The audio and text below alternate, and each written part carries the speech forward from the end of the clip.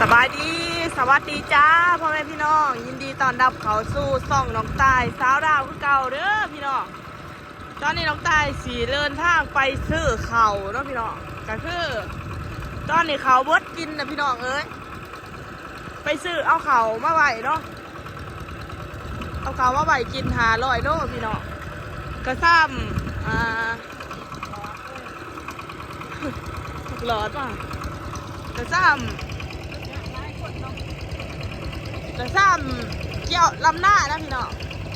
ไปเอาเขามากินเนาะโอ้ท่านนั่นอาจจะมัดเขาเกี่ยวเขาแม่อ้วนนะคะอ้วนแล้วหาเกี่ยวเขานี่ก็จะเป็นทางไปเนาะไปซื้อเขาแถวหมู่บ้านเดี๋ยวพี่น้องตัวนั้นเขาจะเห็นหน้าแซงเขาจะกระคายเนาะคล้ายเขา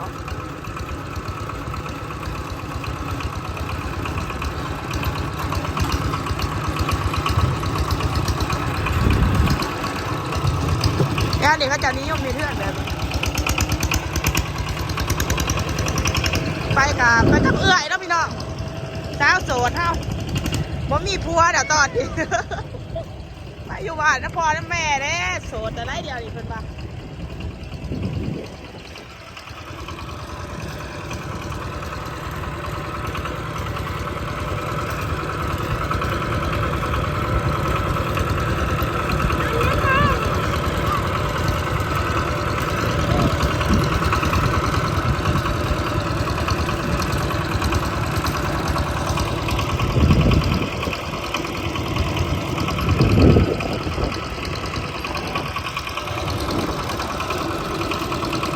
เขาจะมาซื้อเขาพอดีเดี๋ยวมาเบิ่งกันว่าเขาโลเท่าไหร่เนาะแต่ว่าอีเมลจ่ายเงินไปเรียบร้อย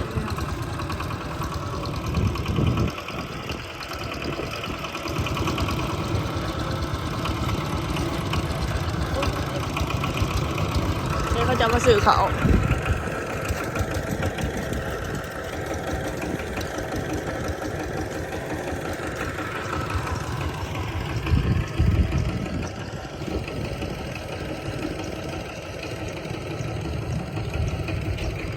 ลง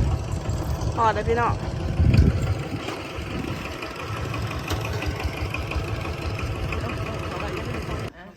นี่นะพี่น้องไปเบิ่งเสียคล้ายเขาเขาเนาะตอนนี้กระด้างย่อเขาอยู่โลเท่าไรสนุนซื้อโลเท่าไรนี่เนาะเสียคล้ายเขาเขา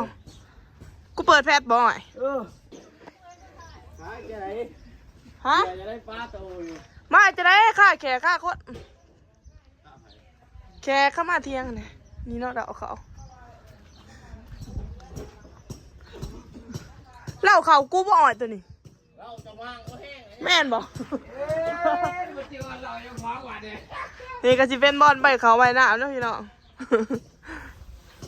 เล่าเขาเวิร์ดกินนะพี่น้องเอ้ยมาซื้อเขา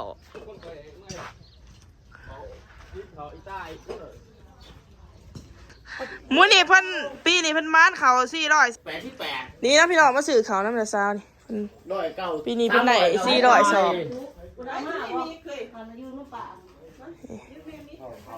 เขาเอาตัวงามๆให้ก่อนเด้อโอ้ยเขาว่ามากินเลยเขาผู้ยาวเพราะเขารถเกี่ยวตอนนั้นเท่านั้นเอาเขาพ่นนะเฮ้ยให้สิเอาเขารถเกี่ยวป้าได้402พุ่นเนาะโพดย่างทำหน่อยเขาที่ปลายย่างเท่านั้นแหละนี่พี่น้องซื้อเขาประมาณจักโลสักก่อนพี่เมียเราจะ500โลพี่น้องครึ่งต้นเนาะ500โลถือจักพันแล้วจ่ายจักพัน2 ล้านเก่า2 ล้านเก่ากินเบิร์ดเดี๋ยวบ่2 ล้านเก่าเป็นเงินบาทประมาณจักพันวะโอ้ยกู4-5 พันเนาะประมาณนั่นแหละประมาณ4-5 พันพี่น้องเนี่ยมาเบิ่งกันว่าสิได้จักสอบเนาะข้าวเนี่ยก็คือสิซื้อแล้วก็บุกลุ่มกินต้องซื้อได้ซื้ออีกเด้พี่น้องเอ้ยอ๋อบ่เฮ้ยนี่7-6 โลนี่มาเบิ่งคนจดเนาะคนจดเฮาผัวกับบ่มีผู้นี้หั่นมาเบิ่งหน้าคนบ่มีผัวนี่ผัวบ่มีก็แตกตอกแตกกระแตงแต่ว่า บ่เสียเนาะ ว่าเสีย 76 ไหน เสียอ้อยเอาเบิ่งตีพี่น้องต้นโตเพิ่น เจ็ด เอาว่าเพิ่นนะ สมบอกสมบูรณ์นะเฮ็ดให้เฮ็ดหน้ากับบ่จอยน้ำหมู่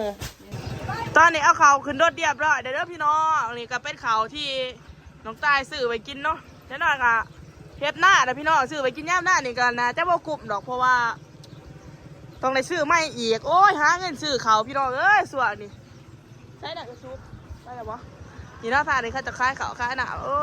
โหพี่น้องไปเมื่อเจสุกเนาะโอ้ลูกสาวกับมาต้องเฮียน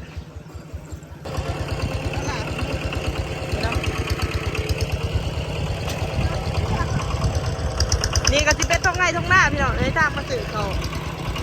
นี่จะเป็นเนื้อจานบานซองเนาะ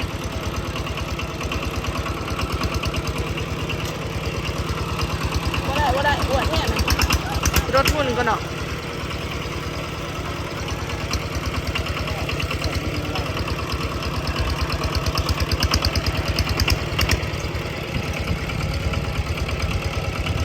น้าตำกับเพ่ดำขัวก่อนไปซุกเจ้าโลกก่อน73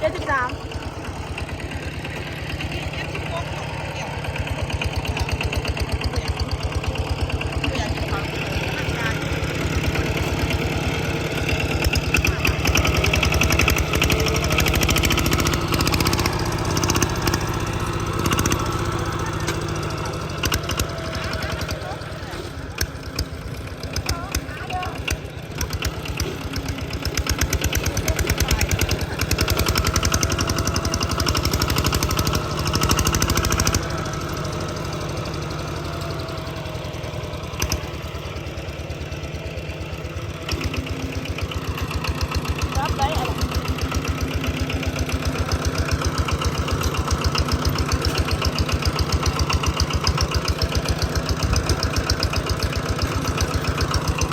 รับได้เด้อ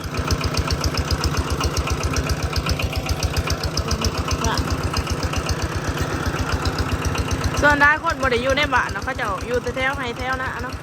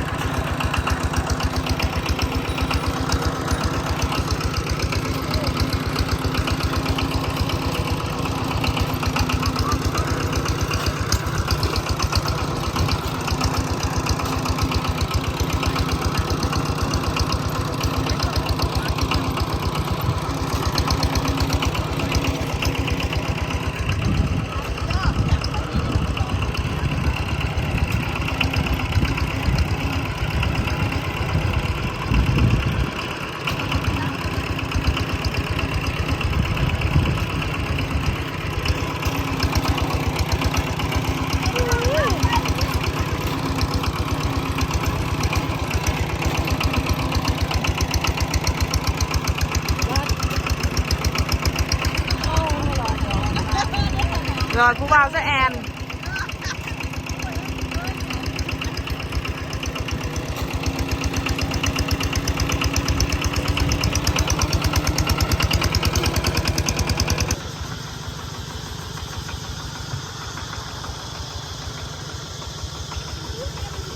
ป้าหอดจุดซื้อเขากินนะเด้อ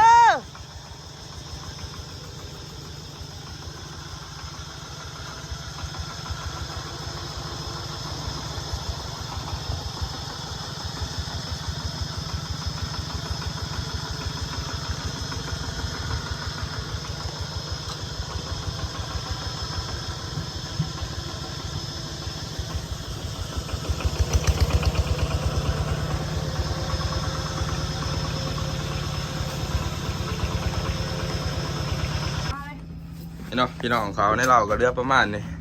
เป็นมือกล่องให้น้องตายมาเนี่ยพี่น้องสบายดีเด้อสบายดีครับผมเนาะวันนี้ผ้ารีวิวเขาได้เล่าพี่น้องว่าเขาหน้าปีเนี่ยที่ว่าเฮ็ดไปนี่เนื้อจักสอบพี่น้องเนาะตอนนี้ก็ซื้อมาเพิ่มอีก10ปลายสอบพี่น้องเป็นเงินกีบก็ประมาณ3 ล้านกีบเขาแพงอย่างนี้พี่น้องเลยโอกลมกินแนวนี่ ก็จะเป็นเขาขวายตัวนี้เขามันเดือบางหน้าปี ประมาณ10 ปลายกว่าสอบแล้วก็ซื้อมาเพิ่มอีกตอนนี้เบาเอิกกะยืนอยู่เทิงเดาแล้วพี่น้องเมียนเขานี่แหละพี่น้องเอ้ยเขากับบ่ฮู้ว่าสิกลุ่มหอดใช้เขาสิเบิดกินเด้อพี่น้องเอ้ยประมาณนี้เนาะเขาย่างกันนะโอเคสำหรับคลิปนี้ก็สิจบเพียงสำนี้เด้อจ้าพอกันใหม่คลิปหน้าฝากกดไลค์กดแชร์กดติดตามเพื่อเป็นกำลังใจให้น้องตายเด้อบ๊ายบาย